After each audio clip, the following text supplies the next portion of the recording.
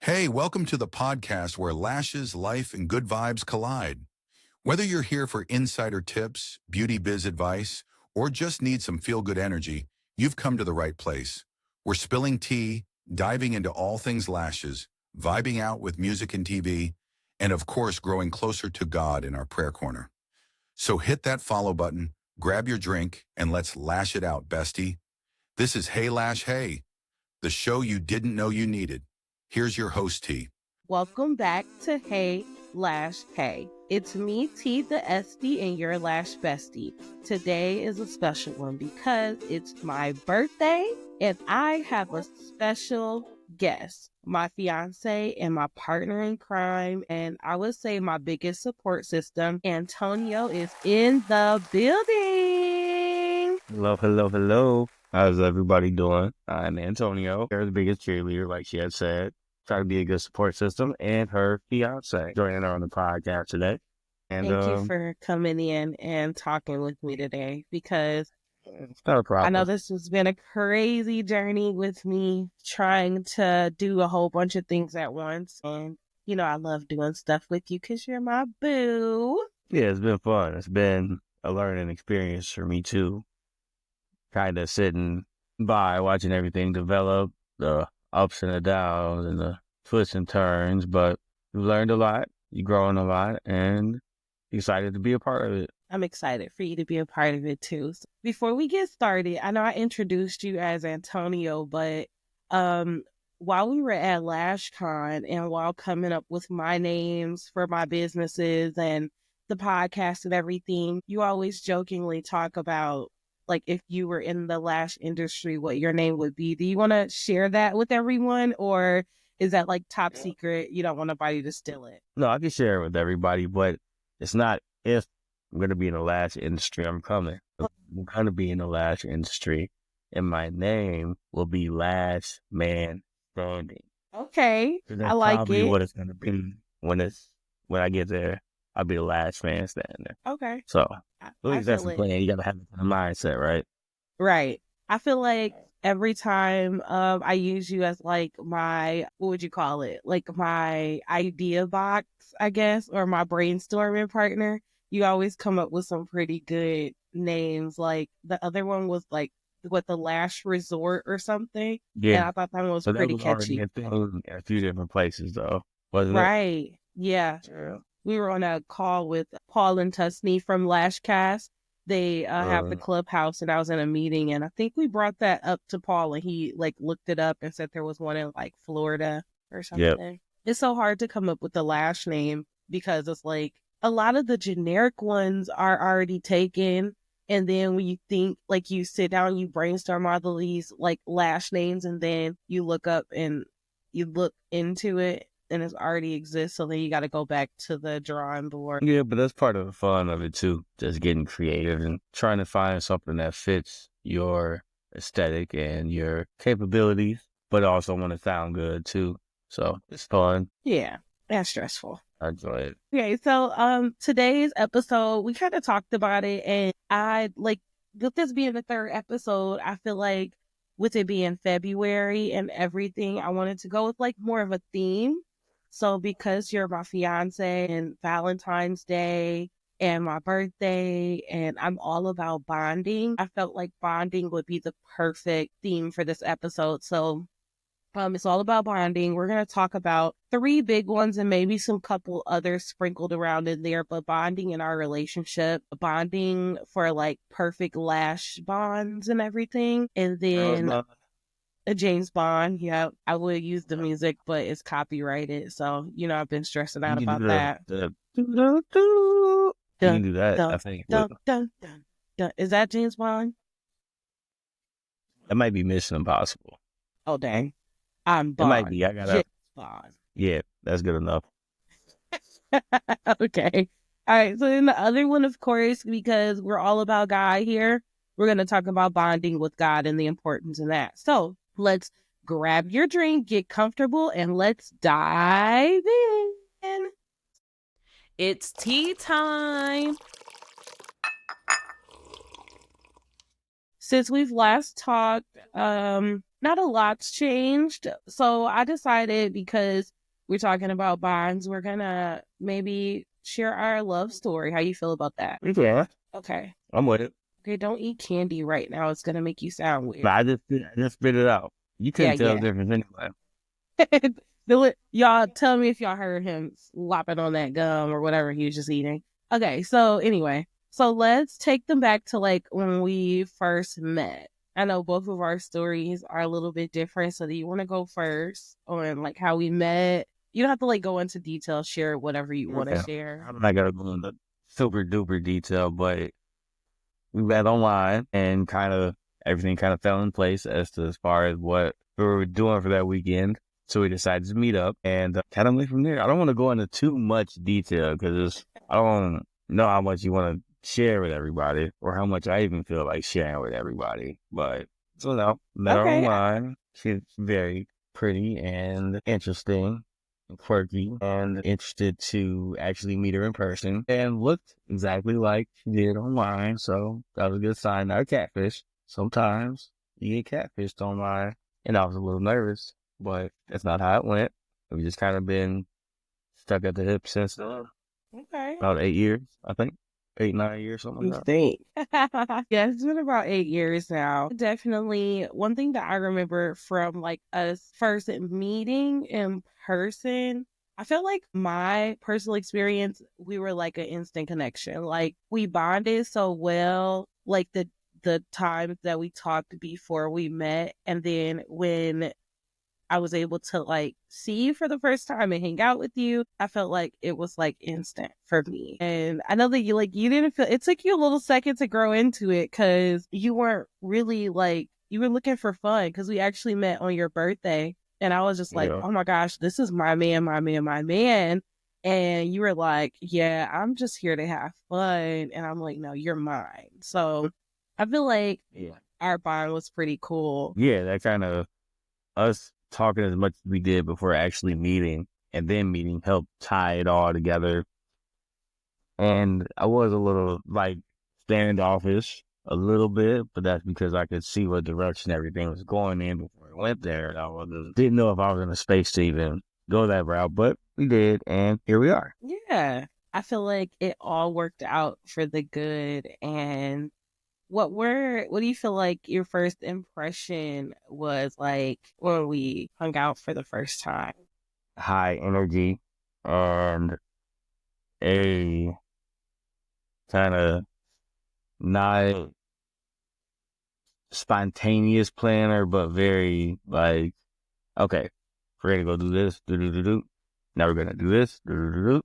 Now we're gonna do this, do do do do.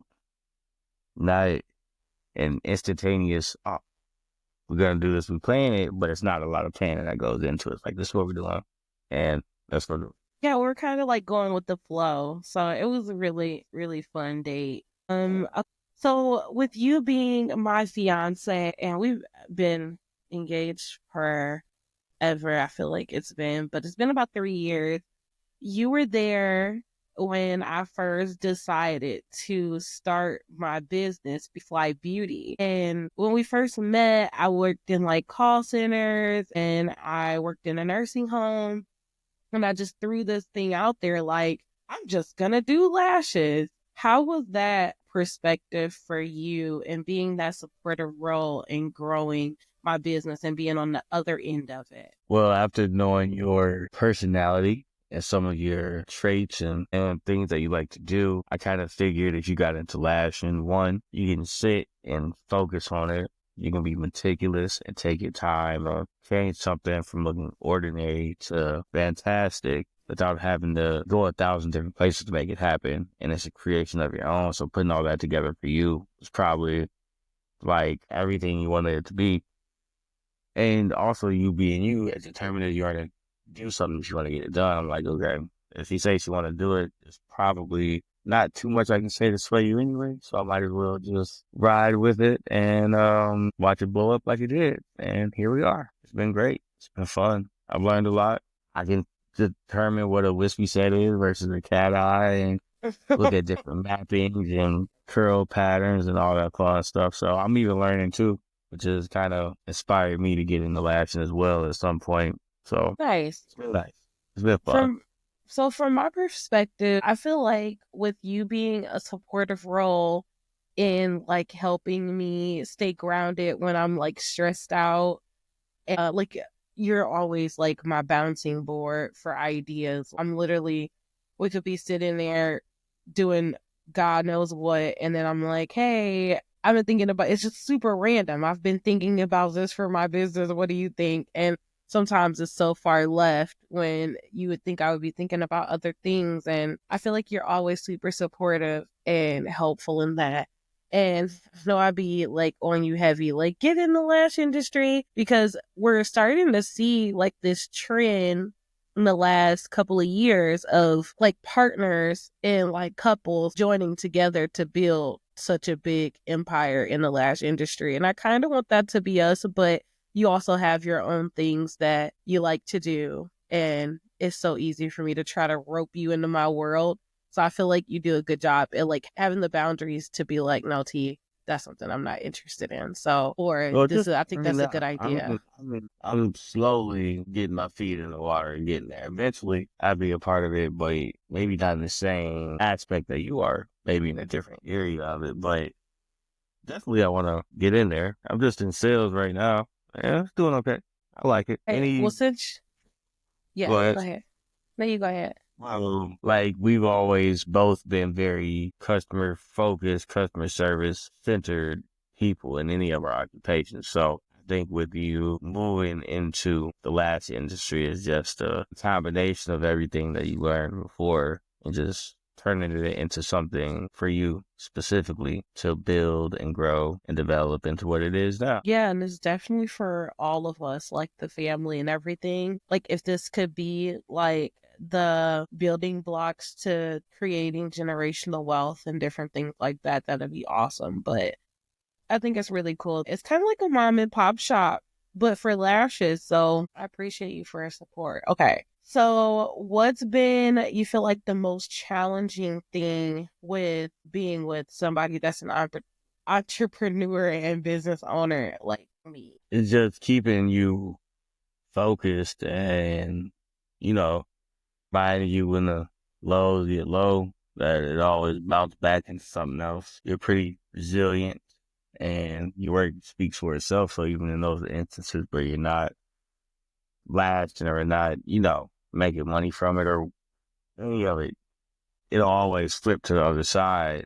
It'll be back up in no time. I think everybody has that part, especially when you're an entrepreneur. You don't have the comforts of a regular 401k or insurance or tax withholdings or any of that. So being able to manage all of that can be a lot sometimes. I like to be able to remind you of the different parts of it that we have to keep rolling for everything to stay afloat. Yeah, it's definitely multiple moving parts to it. And it's so hard to do it alone. So I definitely appreciate you being that support person and my reminders to eat and drink water and take do a all break, the live, and everything in between. Because you can't get literally. caught up in it sometimes. Anybody can, especially if you're an entrepreneur, you want it to do everything you expect it to do. You want it to grow and flourish and develop. And sometimes you can leave the other parts of your life can get pushed to the side. So I'm the reminder to reel it back in, give me some love, and let's Yeah. go out for a walk, let's go do something, let's chill for a second, then we can get back to it.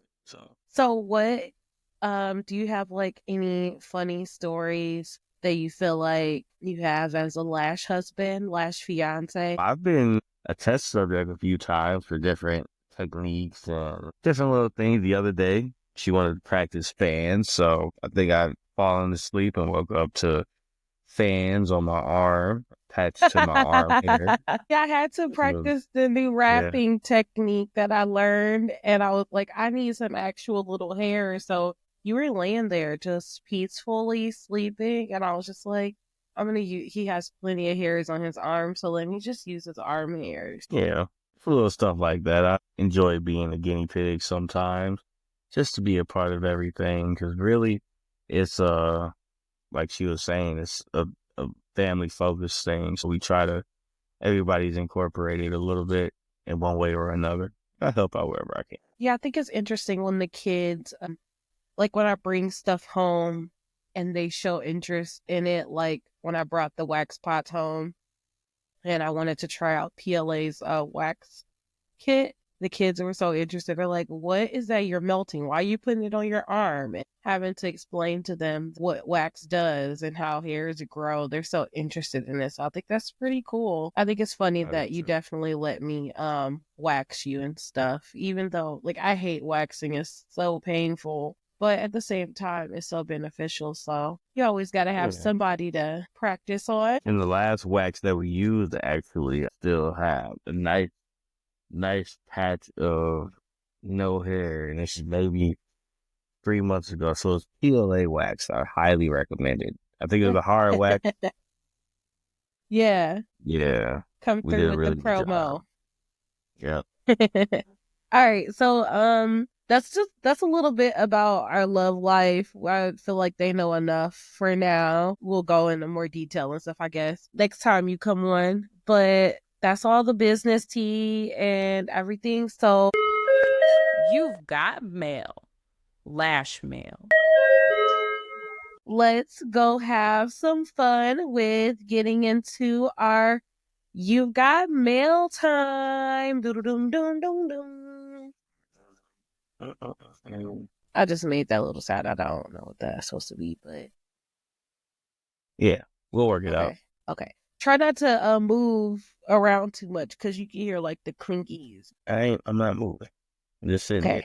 We like playing with that pen and stuff, and you can hear like your arms moving. You can hear my arms moving? Yeah. Okay, here we go.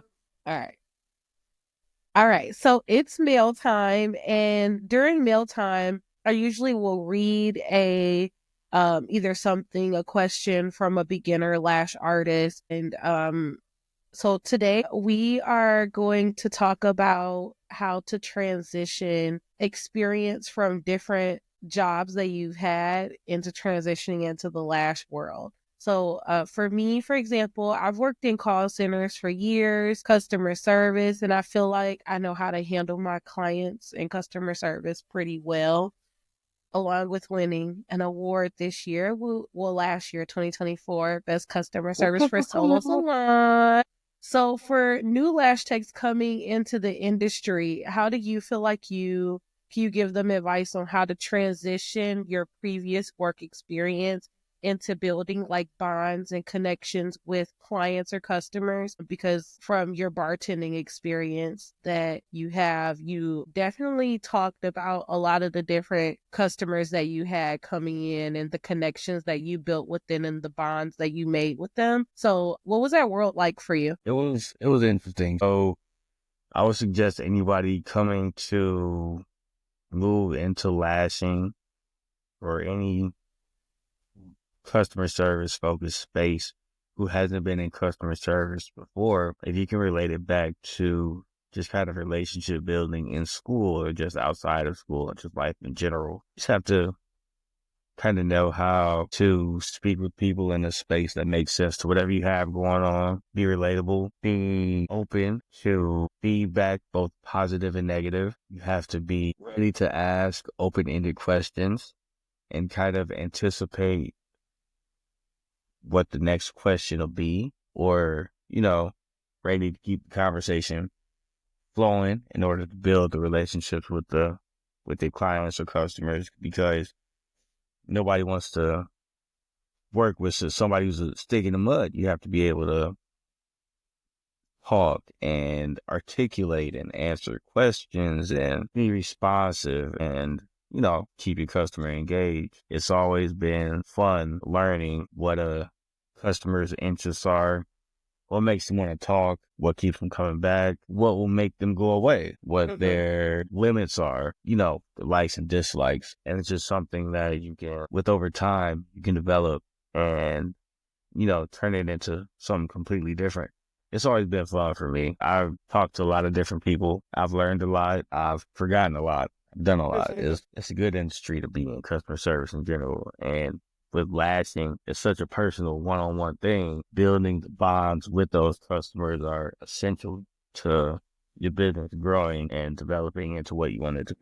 Okay. And I totally agree with that. Do you feel like that there are times that or customers that you find that are hard to connect with? Like, for instance, like when you're in the lash industry and like say a new client comes in and they're like super dry. They won't smile at you. They give like super short answers and everything. They lay down on the bed and it's not like a horrible experience. Like you do the lashes, you do a good job. They get up, they don't smile or anything, but they tip you, they leave and they come back. Like a lot of people can take that as like, they hated me or they hated the experience and stuff, and that's just some people's personalities. So do you have any tips on how to like read personalities to know like what's going on, or active listening tips or anything like that? That's what it could. That's what we're gonna say. It's more of an active listening and just observing the person and how they behave. Because if they're, not talking, they're being kind of short with you, but you're doing an amazing job and they leave you a tip and they come back and they still have their same personality. Now you know this is how this person is. They don't want to talk. They just want to get it done and get out of there. I've had some of my best relationships and customers in a space like that where we're not really talking a lot. Customer may not have a lot to say, but whatever service I'm giving them, they love it and they don't have to say anything. We already have an understanding of what the expectations are and we move on from there. I wouldn't put a lot of energy into trying to crack this person open to figure out why they don't want to talk or why they're not more engaging. Some people just aren't. And you have to be able to determine when that person is around and not let it throw you off of what you have going on, because you might feel offended or you might feel like you're not doing a good job. But Yeah. sometimes people are just nonverbal and they don't want to express that part. They just want to get the job done. They know it's good. They leave a tip. You'll see them again whenever they book again. And crack jokes with the next person. This person may not want to do. I definitely like how you can like how you deal with different people. Like I mostly find that I bond more with people who they're a little talkative, but like they know how to turn it on and turn it off. And those are like the clients that I bond with the most. Like they'll come in, we'll talk like while I'm shampooing them and cleaning them and getting them ready for the service. And then like once it's time to start lashing, they're like quiet and they go to sleep. So I feel like creating that bond with giving them everything that they need and giving them that little bit of support in the beginning, but also providing that amazing experience for them is crucial to the bond that you have with your clients and understanding them. One of my biggest tips for developing bonds with clients is paying attention to the smaller details of the client. So say, for instance, you have a mom who came in and the daughter just, graduated and went to, Notre Dame for school. She told you that the first time she comes in. So a month later, she's back. Say, I remember your daughter is going to Notre Dame. Has she already found her dorm? Get engaged with that person so that they open up to you about a specific detail. Remember that detail and circle back to it next time. And that customer will be more apt to build a better bond with you because you're remembering details about them that they might have forgot they even told you. Yeah. That helps a lot. Definitely. I definitely did that with one of my clients. She was coming to me and we will always talk about different things, and I have my like phone like kind of right next to like the bed where I'm lashing them. And whenever she like mentions like she was obsessed with banana bread cake or something, like a banana flavored, it wasn't like banana bread, but it was like banana flavored cake from Martin Supermarket. And her birthday was like maybe a month later. So I know, right? Banana cake. But it was actually pretty good. She was obsessed with the banana cake. And so I wrote it in my notes, and I knew that her birthday was coming up. And the day of her appointment, I ordered the cake, picked it up. It had a little birthday card and it had like the little monkey on it. So of course, bananas and monkeys. And I was like, have fun with your birthday cake. I hope you enjoy it. And it was like that personal touch. It's like something that she just mentioned in an appointment, it's like, oh my gosh, instead of like stressing out about like what you can get your clients, listening to them, it's like they'll tell you what they want. It's like women. We subtly will tell you what we want if you listen. Like, I mean, that is being like not very communicable. Is that a word? Communicable? A word for today. Okay. It's a good way to communicate. I mean, it's not a good way to communicate when you're like throwing out subtle hints on like what you want instead of just telling your partner what you want. But it's kind of like that thing with your lash artist. I mean, with your clients, they're laying there, they're talking about different things. And if you take those notes, then you'll know exactly what to get them. It's not a guessing game. So thanks for sharing those tips on building those bonds. With you being a bartender, I kind of want to play a little game. Okay. So I'm going to Right. ask you some bartender questions and let's see how your bartending game is. I know it's been a while since you bartended. So, okay. All right. So here we go. What is the best drink for a girl's night out? It depends on what kind of girls are going out. You might have the Jaeger bomb girls. You may have vodka shot girls or sex on the beach girlies. I like a good mini beer.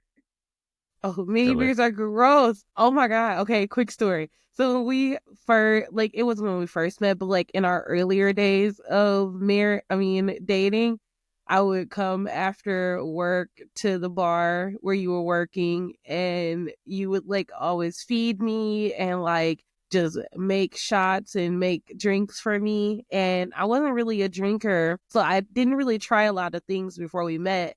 And when you brought me that mini beer, I almost died. Like, it was so gross. The foam, the texture. Oh, if you're a texture person, stay away from the mini beer. Don't trust him. It's really good. It's just liquor 40 and heavy cream mixed together. Not mixed together. You layer it like a beer, so it looks like a miniature beer.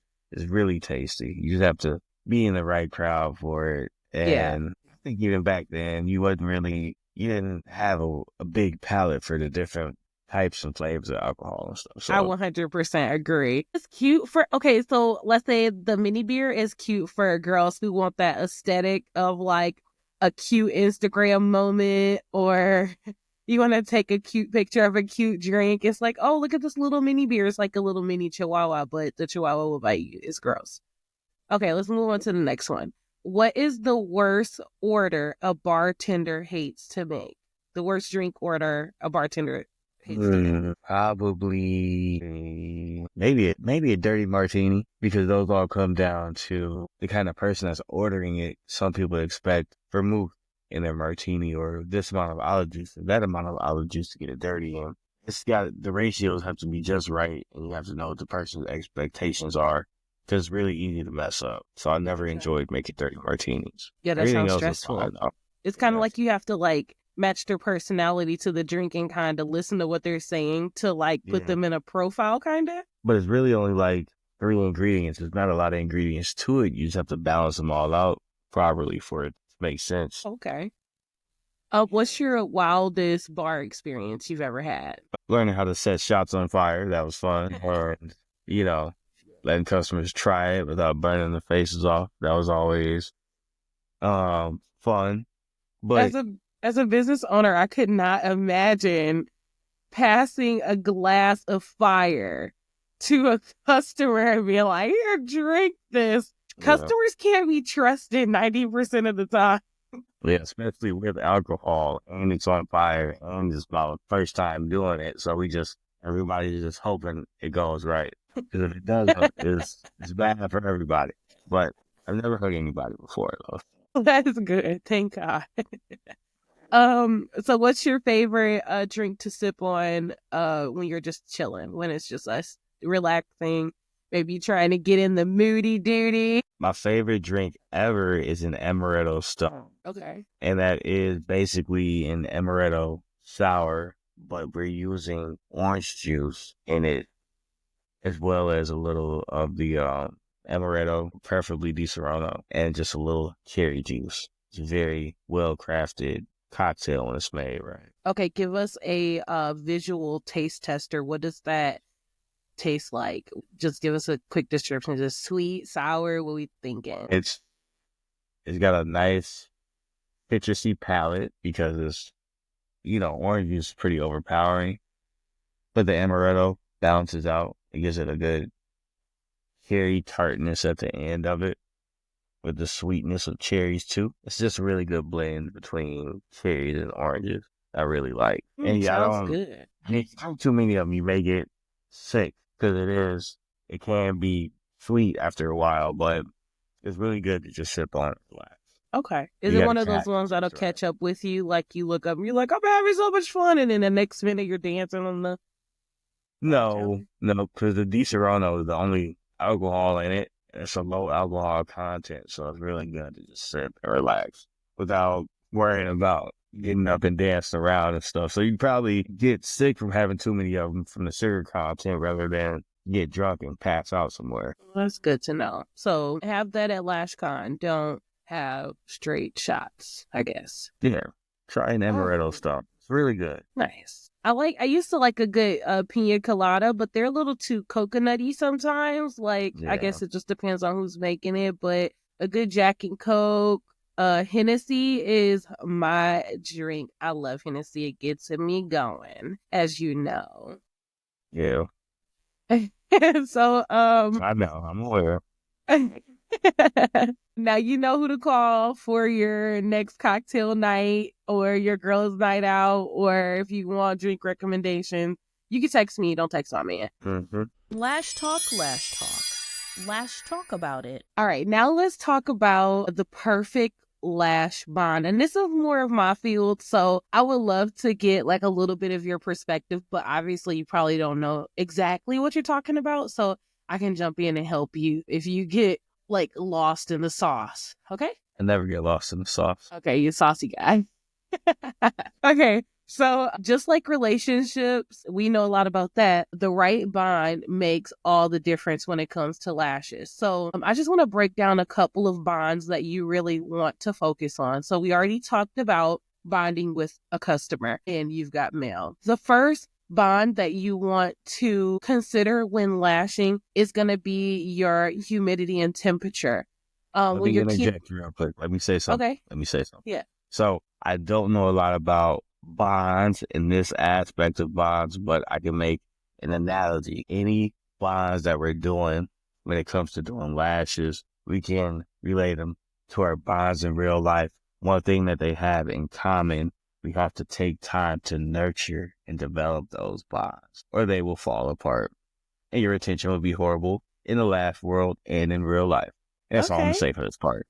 I like that. So that actually reminds me of like, you remember when I was working for the chiropractor and we used to have to do this thing is, they called them tick talks. So chiropractic talks. So what they tried to challenge us to do is when a client would come in or a patient would come in, anytime they talked about anything other than chiropractic, they challenged us to try to take whatever they're talking about and turn it into chiropractic. So, for example, you could come in for an appointment and I'm like, "Hey, Antonio, how's your day?" And you're like, "Oh, well, my dog is super sick and we have to take him to the vet and it's so stressful and everything." I could take that moment and go into my brain and think of things that tie from animals and dogs to chiropractic and be like, you know what? Did you know that dogs can receive chiropractic care as well? Because anyone with a spine can have chiropractic. And it's kind of turning that negative into like an annoying positive because it's like, okay, I just said my dog is sick. But you're turning that around and having them think about chiropractic over having a sick dog. And it's like, while you're in this moment, let's focus on chiropractic. So I guess you could take that and use it in lashes too. How will we do that? Mm-hmm. Okay, give me like let's role play real quick. Okay. Hey Antonio, I missed you. You wanna lay down and get your lashes done? No, I don't actually. I just went in to the eye doctor and they told me that my glasses are gonna cost $2,000. I should probably just get contacts. So That's Well, what's on my mind right now. wow, that's a very interesting thing. There can be pros and cons to having contacts and glasses, but the good thing is no matter what you choose, we can find the perfect lashes to go with any type of style that we're going for, whether it's going shorter to accommodate your glasses, or maybe you can try some lengths that you never thought you could try because now you have contacts, you don't have to worry about it. So let me know when you figure out what you're going to do, and I'm going to keep you in my thoughts and prayers on the financial part of it. But just know I got you on the lashes end. Nothing has to change, or we can pivot and try something different. Well, look at you, always tying it back to lashes. That's why I appreciate you. And Right. cut. Right.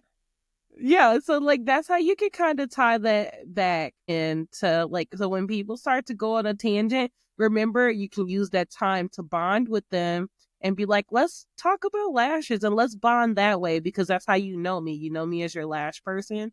Let's bond there. But that also, you have to approach that with a certain level of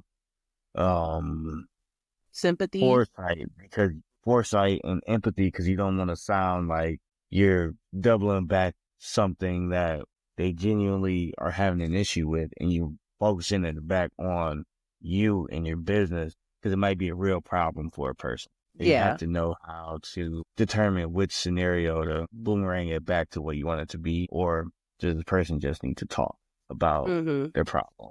And that'll come with time and experience. You might mess it up a couple times trying to figure out the right route to the right angle to get in to speak with somebody, but you'll get it. You just have to work. I agree. The second thing that I feel like you need to do for a perfect bond when lashing is prepping.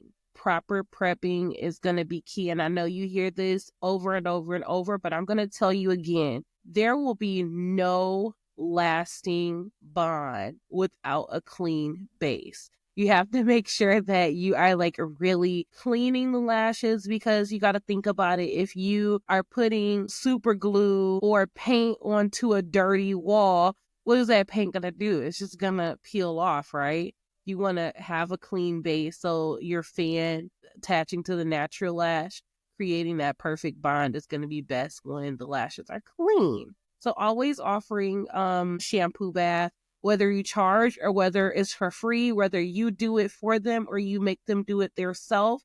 Like some lash techs they'll have like a little lash washing station in their restroom, and they'll be like, all right, go, or out in the open with a sink, and be like, hey, go wash your lashes. When you're ready, go ahead and come and lay down. I personally like to wash my clients' lashes when they lay down. I feel like it's my time to catch up with them, and it's also good for me to wash them just to make sure that we get a thorough cleaning. You got anything to say on that? It's not really. It's pretty self-explanatory. No. I think one of the best ways that you build bonds with your clients that I've noticed is the onboarding and the consultation. That helps them get familiar with how you operate and what your expectations are, what their expectations should be, and it kind of lays the foundation for them to get more acquainted with your professionalism versus what they may have experienced with a different lash artist. You build in a bond with them on a more professional level. You start out with a solid consultation. Thanks. I definitely love my consultation. One day I'm going to do a whole episode on just consultations, because there's so many moving parts to that. And it's the first impression. And it's like our first impression. I was like, oh my God, our bond. I love it. He's my man, my man, my man. And that bond it took, what am I trying to say? We took connected. hold. Yeah, thanks. Okay. Yeah, our retention is excellent. Our retention can't get rid of me. I'm stuck on there. Okay, so another thing that's going to help with perfect bonding is going to be your application speed and the control of your adhesive. So making sure that you're matching your adhesive, your lash speed, how long it takes you to dip the lash into the adhesive, adhere it to the lash, and making sure that it has a perfect bond. You want to check out different glues. Now, PLA has a adhesive guide on their website that I absolutely love. You need a temperature reader in your room, hydrometer in your room, and it'll show you your humidity and your temperature. And then you can use those numbers to determine which adhesive you need. It's kind of like, it's a guide and it's really nice. And they also have an ebook or a course that you can take on PLA's website to become understanding your adhesives better. So you're not just like looking at the numbers, you know what they mean, you know what each adhesive is. And then you can kind of use that not only for PLA stuff, but you can also use it for other brands as well. I'm going to just float through the last three. UV, we're kind of leaning into, we're calling it LED because it's technically not in the light spectrum of UV. It's like in the high LED, kind of gradually going into the UV. So it's not technically UV, it's more LED light curing. So you'll kind of hear that shift. That's what I'm noticing in a lot of different groups that I'm in. They're shifting into calling it LED versus UV because when you think about UV, you're thinking like cancer and skin cancer, all of that stuff. And it's not the same. Using the UV systems is equivalent to being out in the sun less than like 5 minutes from exposure from the appointment time. So that's why we're shifting it more to LED. And I'll get a little more information into that. And maybe that'll be a whole nother episode in going into the UV and LED because it's a huge thing. And if you're not on board now, you're probably going to get lost in the sauce. So start looking into that. Be open-minded. I know it's something scary. Change is scary, but it's something that we're going to have to, I don't think it's going anywhere. Another thing, PLA products that I like to use for bonding is the Supreme Bonder. You're going to use that at the end of the appointment to help speed the curing process. So of course, I had to go with Bonder because our whole episode is on bonding. And then PLA 2.0 Pro-Made fans, they have the wrapping ability that not all loose Pro-Mades have. And that's going to help secure a proper bonding. Eventually on the podcast, I'm going to have visuals and everything so that you can like physically see what I'm talking about. But go on PLA's website and check that out. The last thing that we can kind of talk about with bonding as far as with Lash Talk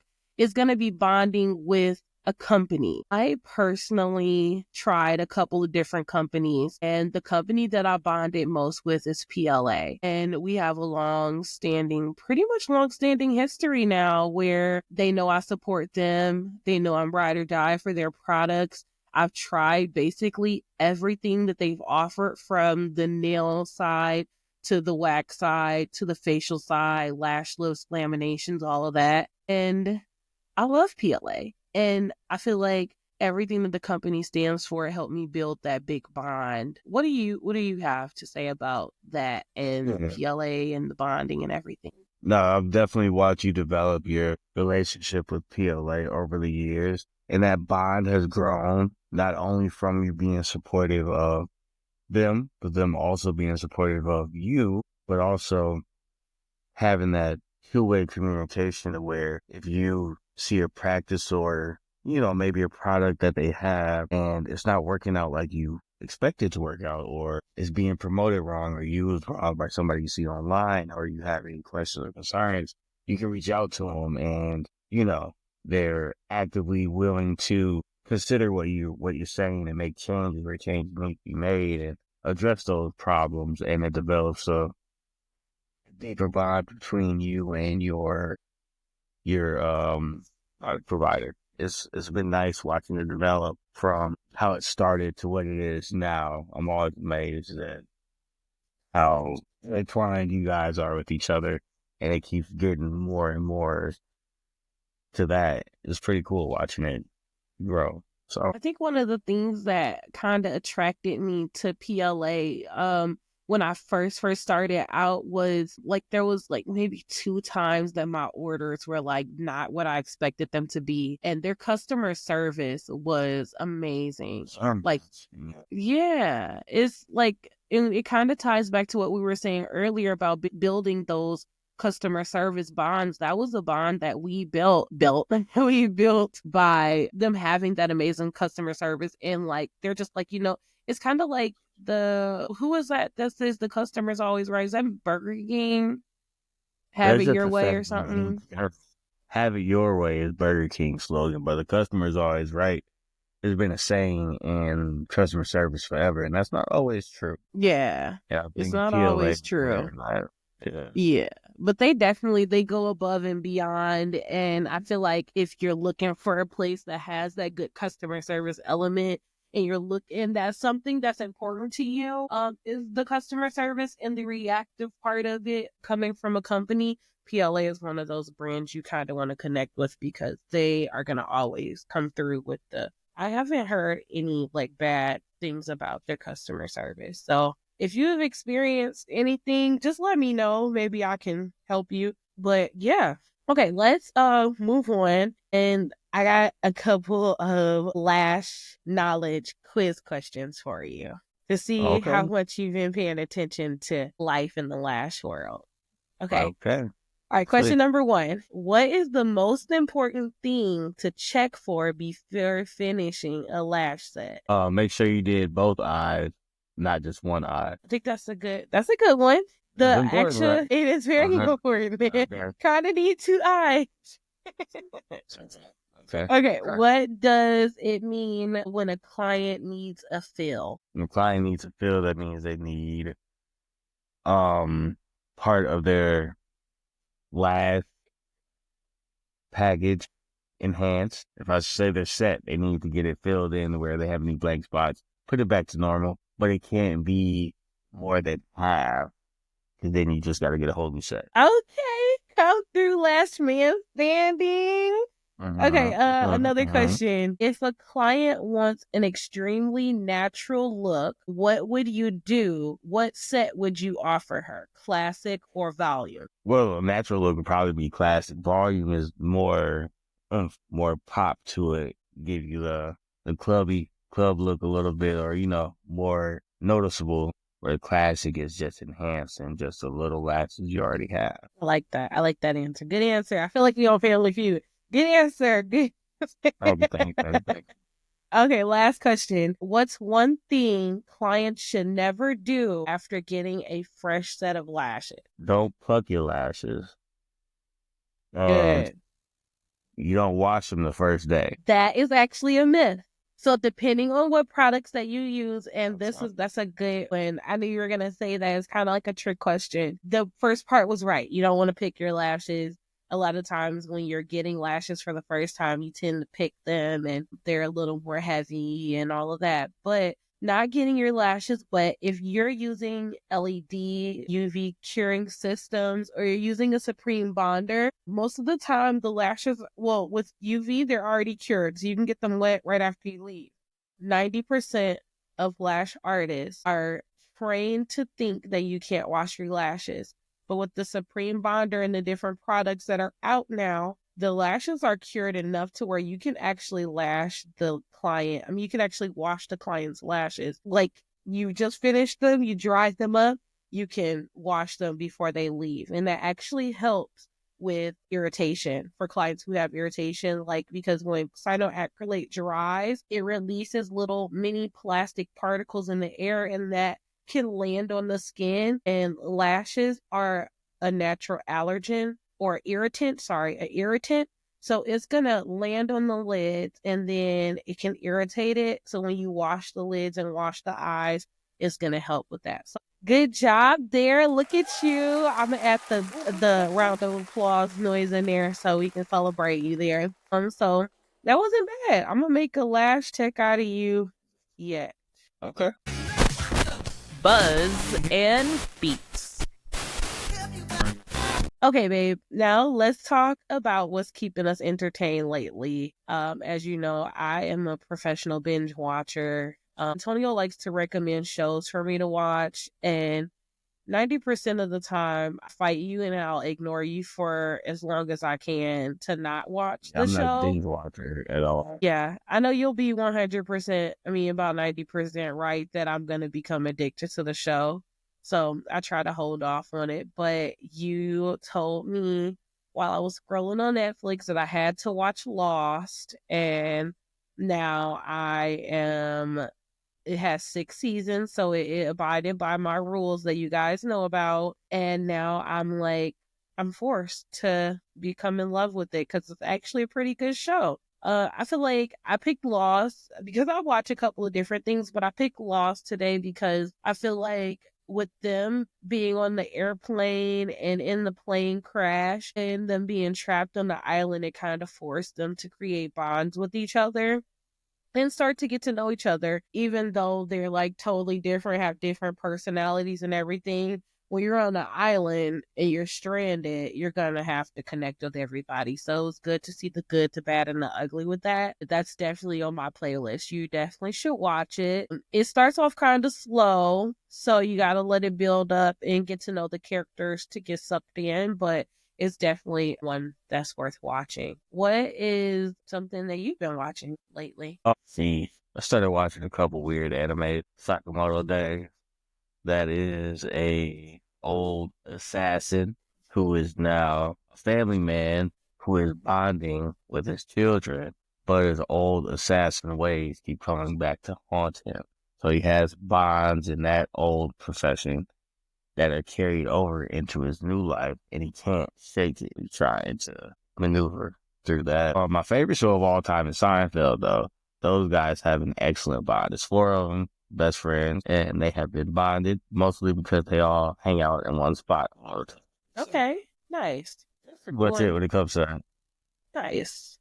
I like Seinfeld. I feel like it's one of those. You got some pretty quirky shows. Like I feel like we bond pretty good, but our taste and stuff is like totally different. So like stuff that you like, sometimes I'm kind of like that. It's so annoying or it's so stupid. It's like dry sense of humor type of stuff Yeah. sometimes, and I'm more like corny, chick flicky type of stuff. So that's interesting to see our different choices there. So I think it's so funny that you pick out the good shows for me. So I know what you like. Yeah. Yep. And you Our always be bonds. like, our bond is crazy. Yeah. And we didn't even talk about how we have our telepathic stuff that we do where our bond is so strong to like where sometimes most of the time we can like not say stuff to each other and be thinking the same thing, or like Antonio be sitting there and I'll just bust out singing a song and he was like, dude, I was like literally about to sing that part like in my head. So I think that's super funny. Do any of you guys deal with that where you have telepathic things maybe with like a best friend or like a lover? It happens with my kids a lot too. Yeah, definitely. Our crazy kiddos. Okay, so let's talk about music now. So if you're riding in the car right now, if you're riding in the car, what's the first song that you're putting on? Man, it's not me. Yeah. Okay. The first song I'm putting on lately has been. I've been trying to stay away from DNX. I think we listening to it too much. I don't like to spin stuff on repeat a lot, but outside of that, I have been listening to Absol Soul Burger. So that's one of Kendrick's affiliates. Okay. It's an excellent album. It's very revealing and honest and kind of hard to listen to if you don't know kind of the backstory behind it, but amazing artist, really deep lyrics and some hard stuff to deal with, but I like the hard stuff. I appreciate anybody willing to put their vulnerabilities out into music or into, anything. I always appreciate that. So it's a lot of that in this album. Do you feel like you appreciate more of like lyricism and like poetry-ish rap versus just finding a catchy beat and radio listens and all that? Yeah, but I don't want the vulnerability and openness to be because somebody is trying to sell something specifically. I like it to be, this is how this person genuinely has to get their stuff off. They got to do it this kind of way. So it's more real and believable rather than somebody feeling like they have to make themselves be vulnerable. and put out good work. Like Gotcha. manufactured vulnerability versus I have to do Authentic. this. Yeah. Okay. I feel that. I definitely feel that. Okay. So, It we're helps me gonna bond wrap, with the music better. huh? It helps me bond with the music better. Okay. Because you could kind of relate a little bit more to the realness of it, and it's not just flashy, showy. Yeah. Okay. The song that bonds us together is what? Ariana Grande, Side by Side, Side to Side Side. to side. Yeah. Used to play on the radio, like anytime we got in the car or in a store or anything, it would always play. So we make a joke that, well, it's real, that it's like literally our song because it followed us around for the longest. Yeah. Which makes me think, why do we listen to regular radio anyway? We got Bluetooth stuff. But if we just let the radio ride, that was our song for a long time. Yeah. Do you ever are you ever in the car and a car pulls up next to you and they're vibing, nodding their head and maybe dancing or something? Do you ever try to figure out what they're listening to or try to No, guess? no, I just turn right up louder so I can't hear what they got going. You're a crazy person. Yeah. Yeah.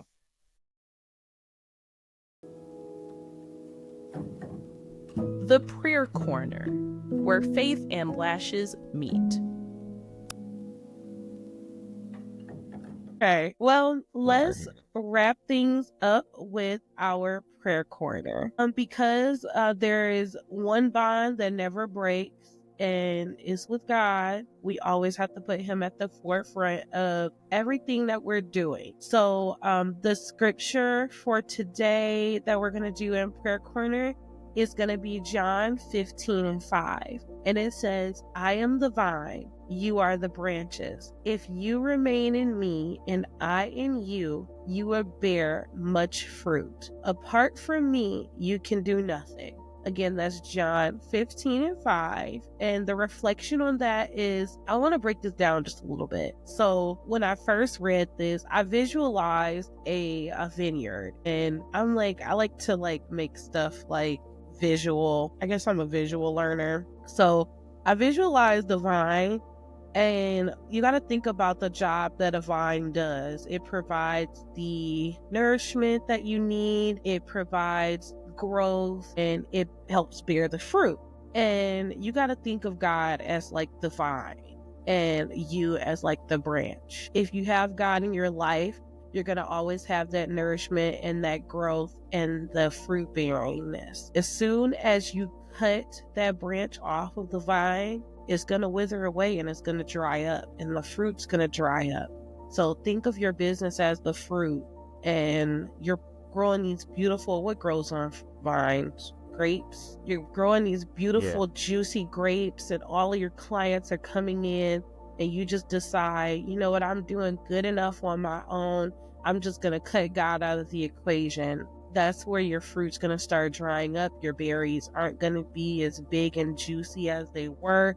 They might not die instantly, but eventually they're going to lack that nourishment that they need. It's going to wither away. So your bond with God is super important in your life and in your business. So staying connected to Him is going to be key with that. And then being apart from Him, you can do nothing. That kind of just helps me to see, if I try to just the branch without the vine, can't do anything. So how do you feel like you stay connected with God? How are you the branch Well, to the vine? I'm just now starting to reestablish my connection with God. For a long time, I wasn't really doing anything to nurture it or grow it, or I just kind of always expected it to just be there. But it is when when you have faith, but it's always something that can grow and develop when it's nurtured properly. So I've been moving in more of a space trying to grow that to better myself as a man and help our family get a closer bond. So just being consistent in my expectation and my prayer and, just doing the right thing. It's all been, I think I'm feeling the positive effects of it.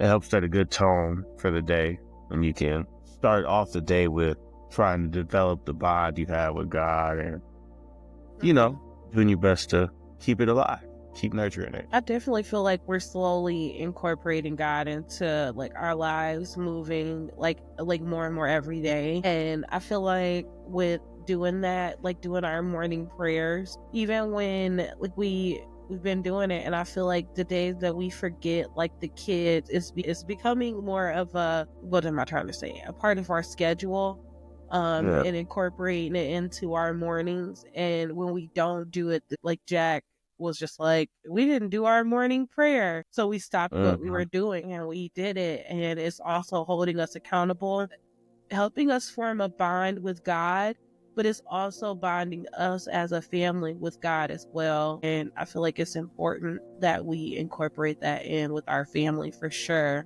With, what was I about to say? I lost my thought. But oh yeah, I got it. Okay, so I feel like with your bond with God, some people are a little nervous to start building a bond in a relationship with God because they don't know where to start. What I was told growing up as a kid is that God is your friend and he's not going to force anything on you. He's waiting for you with open arms. So if you take time and you just talk to him, like literally I had a friend, and this is what taught me how to pray and talk to God better. I had a friend, she would just talk to God like a friend. She like, look, I am going through it today. It's one of these days. And I know that you see that this is going on X, Y, and Z. And she like, and I don't have the patience. I need you to give me patience because you know my old ways and I will talk bad to this person. I'm going to spaz out. So God, if you listen to me, I need you to hold me down. Like, she would talk to him like that, or she'd be like, God, give me a sign. And when God gives her a sign, she'd be like, God, you play too much because I asked for a sign, but not this sign. Like, I saw this video. A sign is a sign. Yep. I saw this video of this lady. She was walking down the street and she was like, God, give me a sign or something, blah, blah, blah. And it has something to do with, I don't know what it has something to do with, but she was walking down the street and she saw this Barbie doll head or something sitting on the ground, and there was correlating to something that she had asked a sign for. And she was like, no, God, you play too much. This is not the sign that I was asking for, but I get it. Thank you for communicating with me. So approaching God like he's your friend, he knows how you talk to your friends, is going to be the best route for you because it's more personable. You're creating that personal bond. Yeah. Anything else you want to tie into that? I don't. I like how you worded it. It makes perfect sense. It's nice and simple. Something that anybody can adopt and incorporate in their own life. So, no, nothing to add there. Cool. Well, we always end with a prayer. So we're just going to do a quick prayer really quickly. Dear God, thank you so much for the bonds that you allow us to build, whether it's with our partners, our clients, and most importantly, with you. Strengthen our relationships with you, God. Strengthen us with love, patience, and understanding. We ask that you bless our businesses, bless our hands, and bless our hearts. Keep us rooted in you. Keep us rooted in faith and in love. We thank you for everything that you do for us. We thank you for keeping us healthy and safe. And we thank you for all of the bonds that we have in this world that are all tied to you. And we just love you and thank you for being you. In Jesus' name we pray. Amen. Amen. All right, love bugs. That is it for today's episode of Hey Lash Hey. I want to give a huge shout out to my fiance, Antonio, aka the Lash Man Standing. Yeah. Thank you for joining me. I love you and I appreciate you. I love you too. Thanks for having me on. It was a pleasure. Of course. And as you know, keep your bond strong and your lashes on. Until next time, bye.